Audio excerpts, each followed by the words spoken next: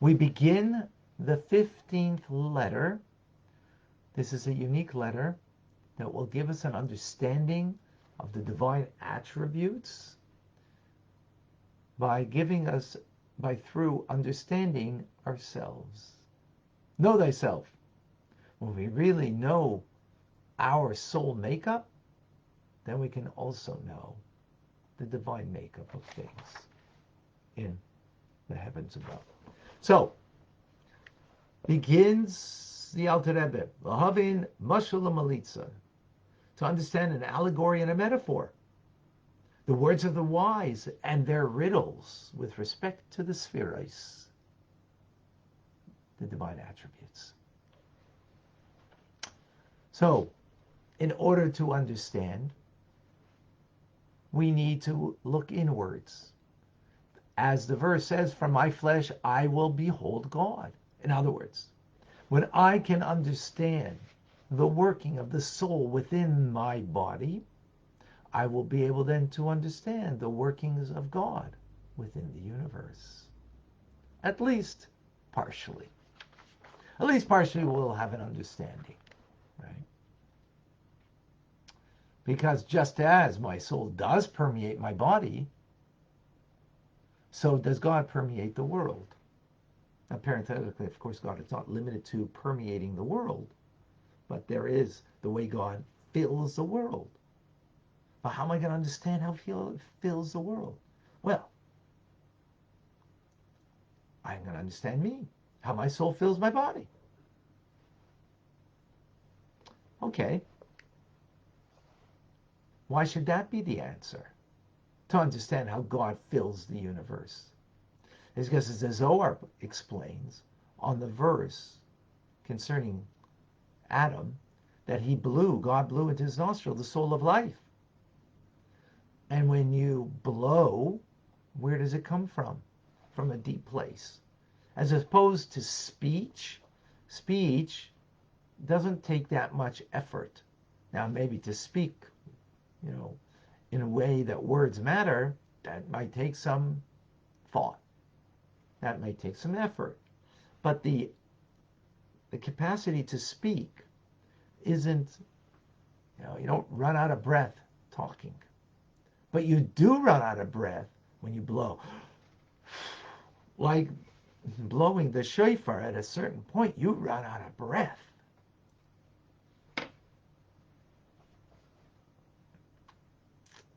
But again, so God creates the world through speech, but the soul, it's from a deeper place where, so to speak, you run out of breath. So it's the innermost. As metaphorically, God gives of his innermost into Adam's soul to put into his body, meaning he's giving a piece of him. Now, what does that mean? So it means, excuse me, my hay fever, my allergies are flaring up a bit. What does that mean? It means to say that even if someone is a lowly soul, that they come from the lowest grade of soul, nefesh, of the world of Asiya. Nefesh, there's 5 levels of the soul. Nefesh, the lowest. Ruach, Neshama, Chaya, Yechida. Yechida being the highest. So that lowest level of the soul, Nefesh, that comes from the lowest grade world, which is the world of Asiya. Excuse me. It yet, even though it comes from such a low-grade soul doesn't mean that it isn't a part of God. It is. Low grade just means that it may not be so revealed in an obvious way as it is a part of God, but nonetheless it is. Because enclosed in that lowest level of a soul is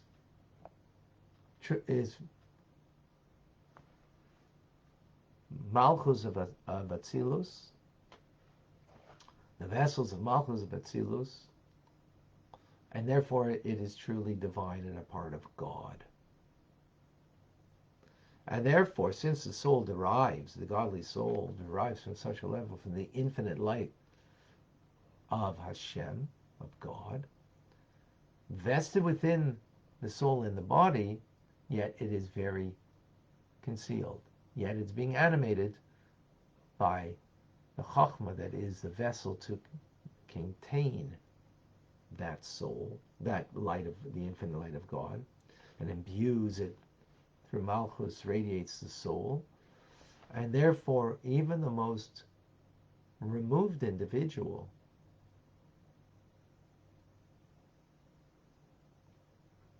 radiates this divine soul,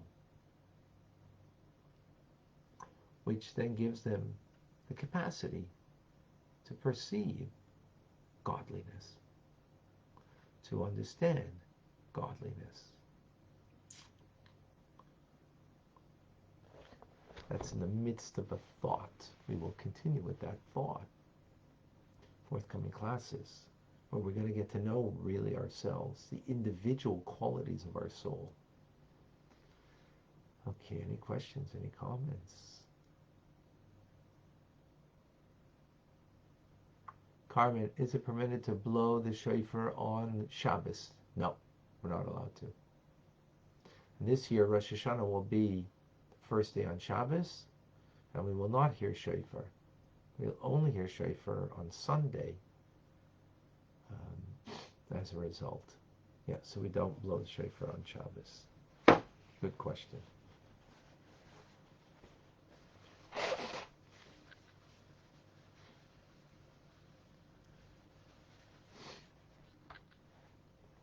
The mystical reason why we don't blow shofar on Shabbos is because Shabbos is so lofty that whatever is accomplished through the blowing of the shofar, the observance of Shabbos accomplishes it, and therefore renders it not necessary. That's a mystical explanation. Thank you, Carmen, for your question. Anybody else with a question or comment or a thought?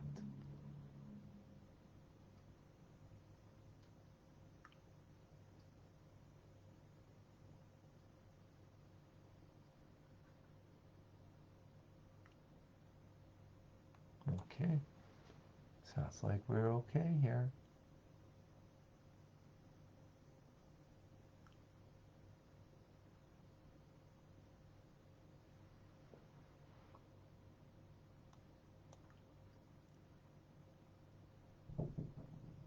Okay. A reminder, tonight 6:30 p.m. Eastern Standard Time, New York time, Montreal time, we will have a Torah Studies class. And 8 p.m. will be TRC, Tanya Rabbi Community.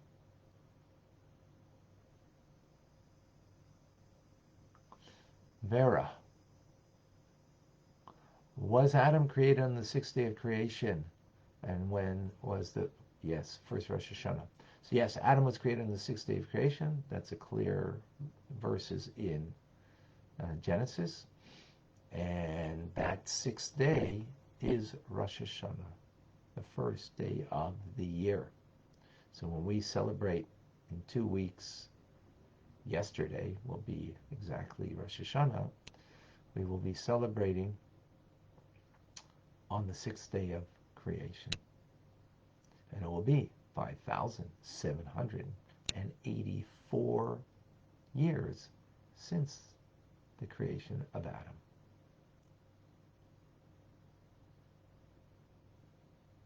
Okay, beautiful. So it looks like we're, okay. So again, 6:30 tonight. You can get that on Facebook, Chabad ZK, or even better, come on Zoom. Zoom is 770. 770 is Chabad World Headquarters. And 770, 6085, 6085 is the Zoom address. Are women permitted to blow shofar? Yes, for women, but not for men. Because a woman doesn't have the same obligation as a man, so she cannot fulfill the obligation for the man.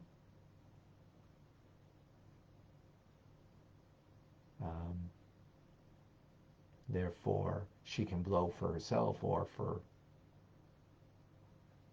Okay.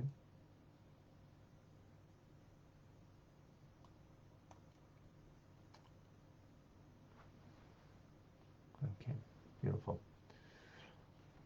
Hi, Rabbi Ronnie. Fine coming to you for Chabad Zurich and Gedeshim in Montreal, Canada. It's a privilege and a pleasure to share with you the Tanya. Have an amazing day. Rambam coming right now. Have a wonderful good Tavach.